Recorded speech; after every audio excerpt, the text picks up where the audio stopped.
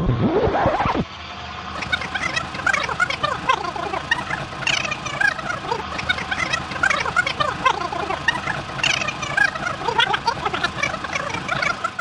संतोष शर्मा एक assembly floor पे काम करता हूँ। मैंने यहाँ पे एक इम्प्रूवमेंट किया है। ये मेरा 150 का पिक्चर है। पहले हम इससे लाइनिंग करते थे, तो इससे क्या होता था कि हमारा जो लाइनिंग करते थे तो इसमें काला पीला हो जाता था। अब इसमें क्या है कि मैं एक नया इम्प्रूवमेंट किया हूँ। अभी देखिए मैंने इस पे एक लाइनिंग किया हूँ, अभी मैं दिखाऊंगा इसमें कि हमारा लाइनिंग का क्वालिटी कैसा हुआ। ये देखिए मेरा लाइनिंग का क्वालिटी एकदम बिल्कुल साफ हो गया, कहीं काला पीला नहीं है। ये मेरा पुराना वाला पिक्चर है। इसमें क्या है कि इसमें काले वाले पड़ जाते थे और लाइनर का क्वालिटी बढ़िया नहीं होता था और काले पीले हो जाते थे।